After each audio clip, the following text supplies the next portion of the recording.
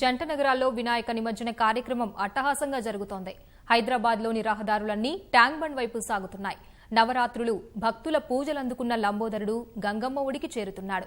డప్పు చప్పుళ్లు, గణపతి పప్ప మోరియా నినాదాలతో హుస్సేన్ సాగర్ పరిసరాలు హోరెత్తుతున్నాయి.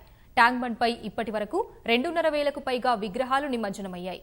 హైదరాబాద్లో జరుగుతున్న వినాయక నిమజ్జనాన్ని ప్రత్యక్ష ప్రసారం ద్వారా చూద్దాం.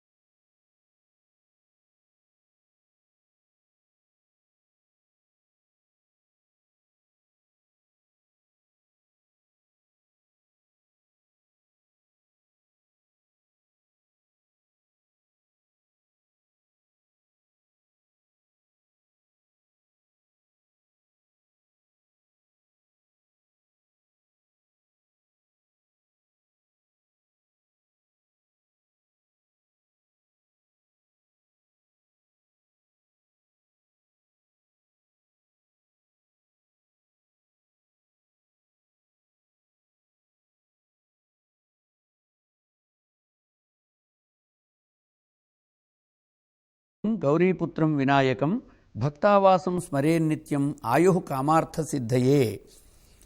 ఆ గౌరీపుత్రుడైన వినాయకునికి భక్తావాసునికి నిత్యము స్మరిస్తూ ఆయు కామం కోసం కోరుతూ ఉంటారట. ఇక ఇలాంటి అద్భుతమైన 9 రోజులు నవరాత్రులు పూజలందుకున్న గణపతి యొక్క విశేషాలు చూద్దాం. శ్రావణ శుద్ధ చవితి, శ్రావణ బహుళ చవితి, ఈ రెండు కూడా సంకటహర గణపతి వ్రతాన్ని చేసుకునే రోజులు ప్రారంభించే వాళ్ళకి. ఇక భాద్రపద శుద్ధ చవితి సిద్ధ వినాయక వ్రతం. ఈరోజే మన గణపతికి అధిపత్యం, అంటే గణాలకు అధిపతిగా ఆయనకు ఆ పదవి లభించినటువంటి రోజు. కార్తీక శుద్ధ చవితి, ఇది దూర్వా గణపతి వ్రతం, అంటే ఈరోజు దూర్వాలతో గణపతిని అర్చించాలి. ఇక ఫాల్గుణ శుద్ధ చవితి పుత్ర గణపతి వ్రతమని పుత్రకామ్యార్థులైన వాళ్ళు ఇది చేస్తారు. ఇక మాఘశుద్ధ చవితి వటగణపతి వ్రతం, అంటే వటవృక్షం దగ్గర చేసేటువంటి వ్రతం అన్నమాట.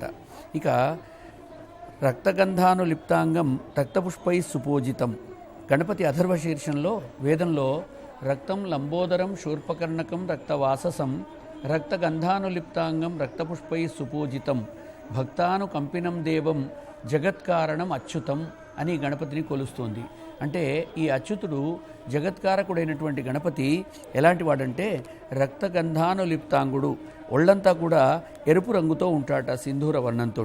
ఇక రక్తపుష్పై సుపూజితం అని చాలామంది రక్తపుష్పములంటే గులాబీ లాంటి పువ్వులతో ఆయనను పూజిస్తారు.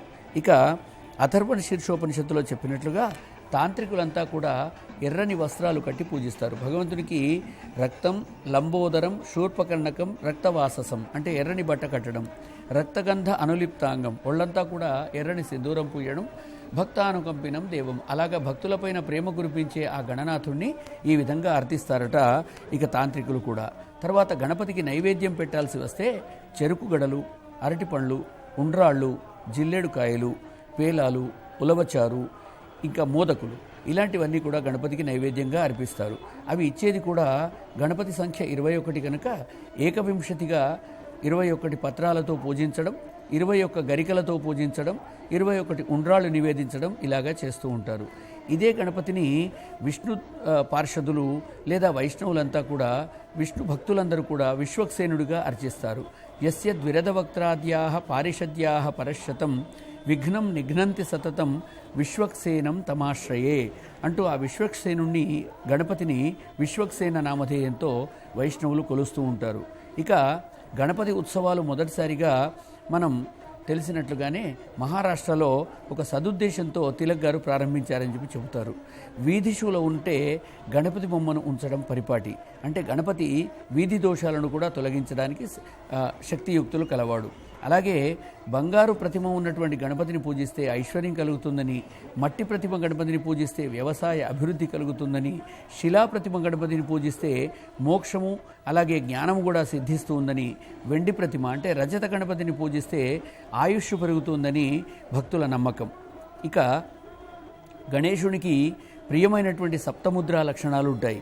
మరియు గణేశుడు మోదక ప్రియుడు, అంటే లడ్డు అంటే అతనికి చాలా ఇష్టం. అందుకే మనం చూస్తున్నాం కదా, అగో టీవీలో కూడా చూపించారు ఇంతవరకు బాలాపూర్ లడ్డు ఎంత అద్భుతంగా, అది ఎన్ని సంవత్సరాల నుంచి అది వేలంలో వెళుతోంది. 450 రూపాయల నుంచి 16,60,000 వరకు పెరిగిందంటే గణపతి ప్రసాదానికి అంతటి విలువ ఉంది.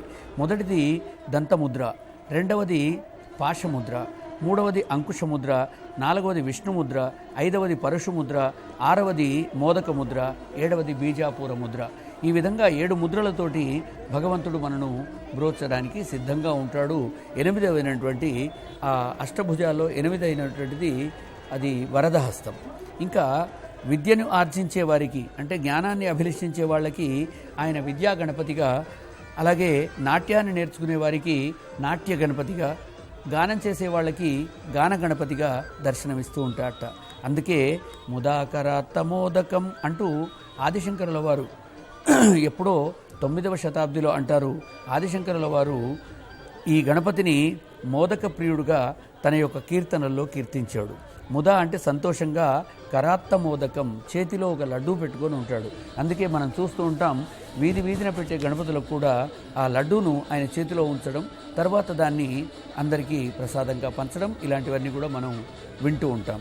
ఇక గజాననుడు గజానాం మందబుద్ధిశ్చ అని, ఏనుగులకు మందబుద్ధి ఉంటుంది కనుక గజాననుడు ఈ మందబుద్ధిని దూరం చేసేటువంటి, అనుగ్రహించి మనకు సునిశ్చిత బుద్ధిని కూడా ఒసగేటువంటి దేవుడని ఇక గాణాపత్యం గురించి చెప్పుకుందాం.